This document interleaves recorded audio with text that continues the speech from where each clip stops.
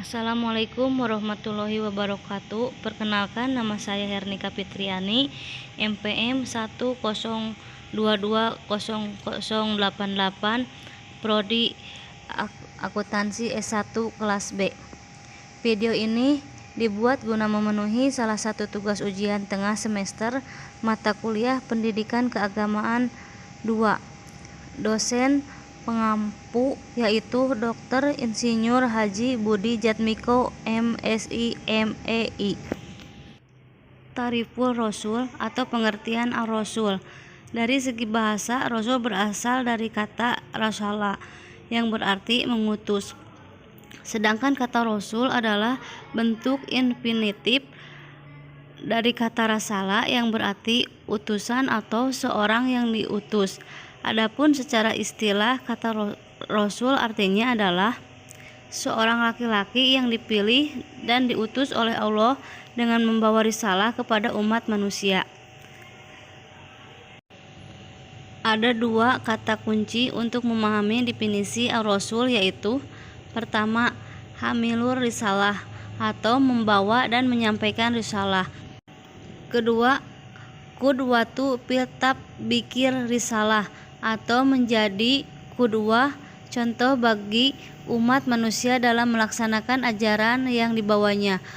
Rasul-rasul yang diutus oleh Allah Ta'ala memiliki ciri-ciri khusus, diantaranya adalah sebagai berikut. Pertama, memiliki as-sifatul asiyah atau sifat-sifat asiyah, yakni sifat-sifat dasar yang layak baginya, misalnya sifat sidik atau jujur, amanah atau percaya, tablik atau menyampaikan, dan fatonah atau cerdas. Sifat ini layak dimiliki oleh setiap rasul yang mengemban atau membawa risalah dari Allah Ta'ala.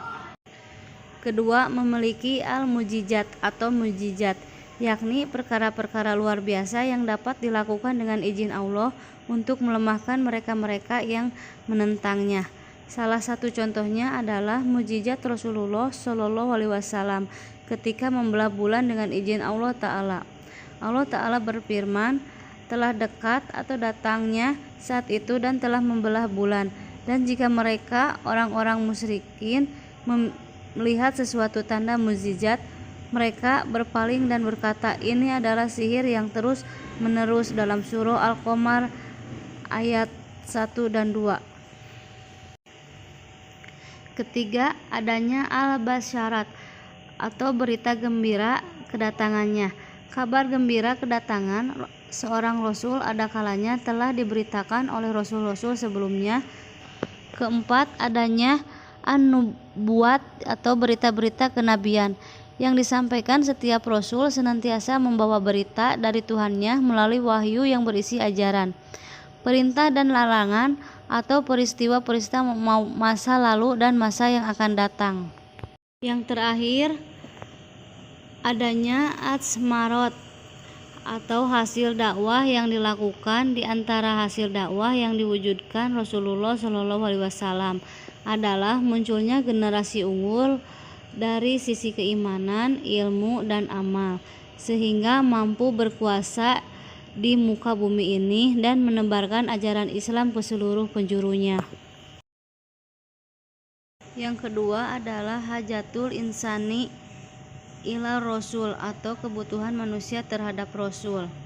Manusia diciptakan oleh Allah Ta'ala dengan membawa fitrah atau naruri. Secara bahasa, fitrah artinya al-kikol, yaitu keadaan asal ketika seorang manusia diciptakan oleh Allah Subhanahu wa Ta'ala. Fitrah yang dianugerahkan oleh Allah Ta'ala kepada manusia diantaranya adalah yang pertama, fitrah terhadap wujudul kholik atau eksistensi keberadaan atau pencipta. Kedua, fitrah untuk ibatul kholik atau menyembah, beribadah kepada sang pencipta. Ketiga, fitrah terhadap al-hayatul munazzamah atau kehidupan yang teratur. Oleh karena itu, manusia sebagai makhluk individu maupun sosial dengan dorongan fitrahnya selalu berupaya menata kehidupannya. Ada aturan-aturan dan norma-norma yang dibuat. ada pemimpin dan yang dipimpin, ada ketetapan sanksi bagi mereka yang melanggar, dan atau sejenisnya. 3. Fitrah manusia tersebut di atas membutuhkan bimbingan Allah Ta'ala, karena tanpa bimbingannya manusia akan terjerumus pada kesesatan. Oleh karena itu, dengan kasih sayangnya Allah Ta'ala telah mengutuskan para rasul untuk memberikan petunjuk yang benar agar mereka marifatul holik atau mengenal penciptanya. Yang ketiga adalah tarif rasul atau pengertian rasul. Dalam istilah syariat rasul adalah lelaki pilihan yang diutus Allah dengan membawa risalah kepada umat manusia. Hanya hamba pilihan saja yang Allah angkat sebagai utusannya, baik berupa malaikat maupun manusia, sebagaimana difirmankan dalam surah Al-Hajj ayat 75. Namun bagaimanapun istimewanya, Rasul tersebut tidak pernah menjadi Tuhan, tidak pernah mengaku sebagai Tuhan, dan tidak mau dipertuhankan. Karena itu ada Tuhan selain Allah, ia adalah manusia biasa yang tidak lepas dari sifat-sifat kemanusiaan. Adapun fungsi Rasul, 1. Membawa risalah dari Allah. Ia diberi amanah untuk menyampaikan apa saja yang Allah kehendaki kepada umat manusia, tidak menambahkan ataupun mengurangi. Yang kedua, teladan dalam menetapkan risalah. Manusia membutuhkan figur yang dapat memberikan contoh dan teladan dalam mempraktekkan akikah dan syariah yang Allah kehendaki. Karena itu, Rasul diambil dari manusia. Tanda-tanda kerasulan yaitu: A. Memiliki sifat-sifat asasi sebagai Rasul yang dengan itu ia layak menjadi orang yang menerima kehormatan amanah dari Allah. B. Mendapatkan mukjizat, yaitu hal luar biasa yang Allah tunjukkan kepada umat manusia melalui dirinya. Mukjizat ini tidak diminta dan tidak dipelajari. Mukjizat terjadi atas kehendak Allah untuk menunjukkan kekuasaan Allah dan kebenaran ajarannya. C. Bisyarah, yaitu berita akan kedatangan yang disampaikan oleh nabi-nabi sebelumnya dalam kitab suci mereka. Yang D. Nubuat, yaitu bahwa ia menyampaikan berita-berita gaib tentang hal-hal yang akan terjadi di kemudian hari. E. Hasil atau pencapaian, yaitu pencapaian gemilang nan sempurna yang hanya dapat dicapai oleh para rasul. Kemudian itu karena ia adalah teladan yang memberi contoh terbaik. Yang keempat, makanatur rasul atau kedudukan rasul. Muhammad SAW memiliki kedudukan yang istimewa bagi umat Islam. Namun kedudukan beliau yang istimewa itu disikapi oleh umat Islam dengan sikap glow atau berlebihan, sebagaimana sikap kaum Nasrani yang mempertuhan Nabi Isa alaihissalam. Umat Islam memposisikan Rasulullah SAW secara profesional sebagaimana yang diajarkan sendiri oleh beliau. Sebagai Abdun min Abdillah, Muhammad SAW tidak ada bedanya dengan manusia lain. Beliau adalah manusia biasa atau insanan, memiliki garis keturunan atau nasaban dan berjasad jisman. Sedangkan sebagai Rasulun minal mursalin, Muhammad SAW memiliki tugas untuk menyampaikan risalah sebagai bentuk adaul amanah atau menunaikan amanah. Nabi Muhammad SAW juga mengajarkan as-sunnah. Dari segi bahasa, sunnah berarti jalan. Maksud dari sunnah Nabi adalah segala sesuatu yang diucapkan, disetujui, dan diamalkan oleh sebagai minhajul hayan atau pedoman hidup bagi manusia. Sebagaimana kami telah menyempurnakan nikmat kami kepadamu, kami telah mengutus kepadamu Rasul di antara kamu yang membacakan ayat-ayat kami kepada kamu dan mensucikan kamu dan mengajarkan kepadamu Alkitab dan Al-Hikmah, serta mengajarkan kepada kamu apa yang belum kamu ketahui. Dalam surah Al-Baqarah ayat 151. Yang kelima adalah sifatur Rasul atau sifat-sifat Rasul. Rasulullah Muhammad SAW memiliki sifat-sifat kerasulan. Di antaranya adalah sebagai berikut. Yang pertama, al-basiratul kamilah atau kemanusiaan seutuhnya. Yang kedua, al-isamah atau terpeliharanya dari kesalahan dan dosa.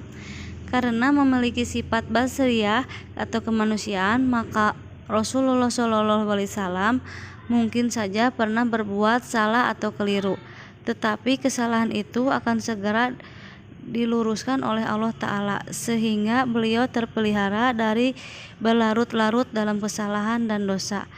Inilah yang disebut sifat ismah atau dijaga, dilindungi, dicegah dan dikendalikan oleh Allah Ta'ala sehingga terhindar dari kesalahan dan dosa.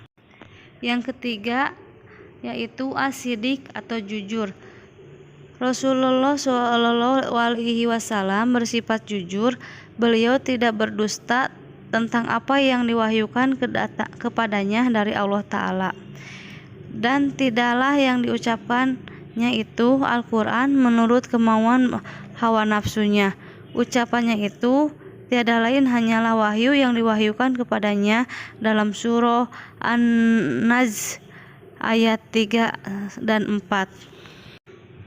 Yang keempat adalah al-fatonah atau cerdas. Dalam menjalankan tugasnya, Rasulullah SAW dibekali oleh Allah Ta'ala sifat fatonah atau cerdas, sehingga dapat menjelaskan wahyu Allah Ta'ala kepada seluruh umat manusia yang sebaik-baiknya. Kelima, al-amanah atau terpercaya, dan keenam, al-tabligh atau menyampaikan risalah. Dalam pembahasan madah sebelumnya sudah disampaikan bahwa sebagai Rasulun minal mursalin, Muhammad SAW memiliki tugas untuk balgar risalah atau menyampaikan risalah. Sifat amanah adalah sifat kerasulan. Tidak ada seorang rasul pun yang tidak memiliki sifat mulia ini. Misalnya Allah Ta'ala menceritakan di dalam Al-Quran tentang Nabi Sholih yang berkata kepada kaumnya, "Sesungguhnya aku adalah seorang rasul terpercaya yang tulus kepadamu," dalam surah Asy-Syura ayat 143. Yang ketujuh, komitmen yang sempurna terhadap kebenaran. Beliau tidak pernah bergeser sedikit pun dari kebenaran. Beliau senantiasa berkomitmen kepadanya dari segala sisinya. Salah satu contohnya adalah beliau tidak bergeming sedikit pun menghadapi tipu daya musyrikin Quraisy yang berusaha menodai dakwahnya. Meriwayatkan dari Ibnu Abbas bahwa Umayyah bin Khalaf dan Abu Jahal serta beberapa orang pemuka suku Quraisy berkata, "Mintalah berkah kepada Tuhan-Tuhan kami, dan kami pun akan bersama-sama kamu memasuki agamamu." Maka turunlah firman Allah Ta'ala menguatkan komitmen beliau. Dan mereka hampir memalingkan engkau Muhammad dari apa yang telah kami wahyukan kepadamu, agar engkau mengada-ada yang lain terhadap kami. Dan jika demikian, tentu mereka menjadikan engkau sahabat yang setia. Dan sekiranya kami tidak memperteguh hatimu, niscaya engkau akan hampir saja condong sedikit kepada mereka. Jika demikian, tentu akan kami rasakan kepadamu siksaan berlipat ganda di dunia ini dan berlipat ganda setelah mati. Dan engkau Muhammad tidak akan mendapatkan seorang penolong pun terhadap kami, dalam surah Al-Isra ayat 73-75. Demikian resume materi pendidikan keagamaan 2 dari pertemuan kedua sampai ke-6. Kurang dan lebihnya saya mohon maaf. Terima kasih atas segala perhatiannya. Wassalamualaikum warahmatullahi wabarakatuh.